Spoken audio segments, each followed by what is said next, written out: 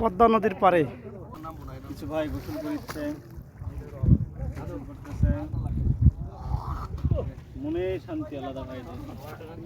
পদ্মার ফিল তা পাইলেন না ভালো করে। এপার আছে কি বাত দেখ ওই আবা কাদরে তো কাদু কাদু আবা কাদু কাদু কাদু সব এ ভাই তারা তারা ভাই সর্বনাশা পদ্মা নদী।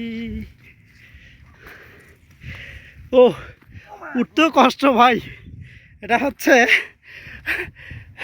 শ্বাসরুদ্ধকর একটা অবস্থা, কম নয় না। তিনতলা পর্যন্ত হবে নাকি? তিনতলা 30-40 ফিটের কম না। ওই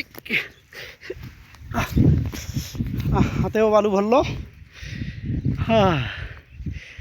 এই হচ্ছে পদ্মা।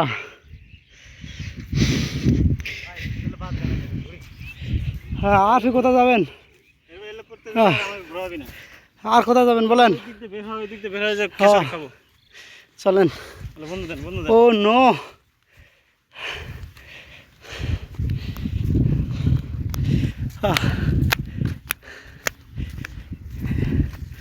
পাশেই শহর, আর এখানে হচ্ছে তার পাশেই নদী।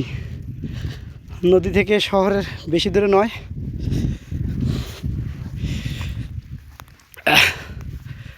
ভিডিও চলতেছে।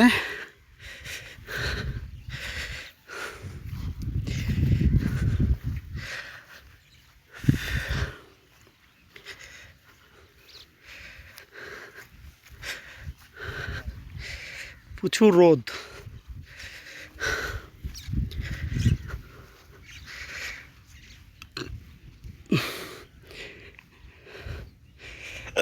একজন আগুন জ্বালাচ্ছে।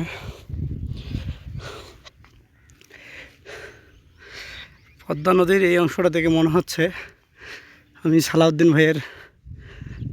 সুমন ভাইয়ের একটা ভিডিওতে দেখছিলাম, এরকম পদ্মা নদী তিনি পদ্মার ওপারে গেছিলেন, সম্ভবত জায়গাটার নাম চরখানপুর।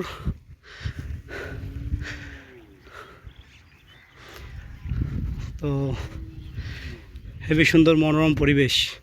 আপনাদেরকে খুবই একটা চমৎকার দৃশ্য দেখাবো।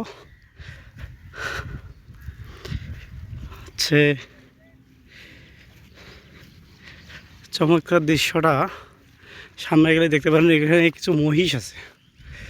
মহিষগুলো গরু মহিষ দেখা যাচ্ছে। ওইদিকে চরকি আছে, এদিকেও আছে, সব দিকে চরকি টরকি আছে। ওইদিকে আবার ভুট্টা আবাদ করছে চরে। অনেক সুন্দর একটা মনোরম পরিবেশ।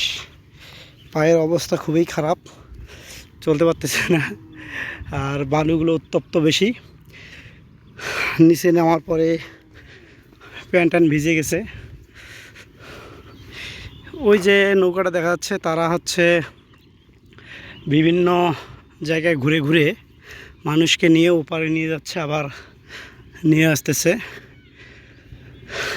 মনে পড়ে যাচ্ছে পদ্মা নদী মাঝি উপন্যাসের কথা, যেখানে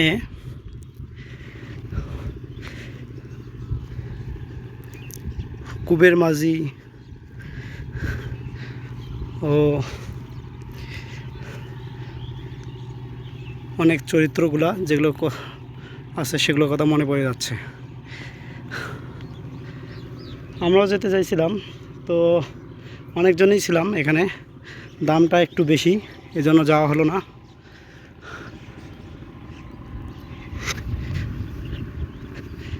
আপনাদেরকে বলছিলাম গরু মহিষের কথা, এখানে সম্ভবত গরুই আছে সবগুলোয়।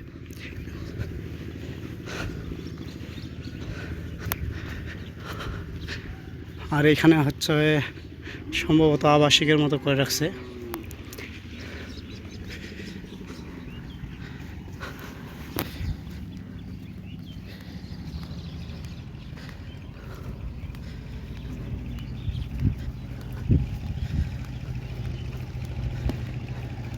মহিষগুলো সবসময়, গরুগুলো সবসময় ছেড়ে দেওয়া থাকে। অনেক সুন্দর সুন্দর বড় বড় গরু, দেখে মনে হচ্ছে ইন্ডিয়ার গরুর মতো, কিন্তু না, এগুলো হচ্ছে আমাদের এই বাংলাদেশের গরু।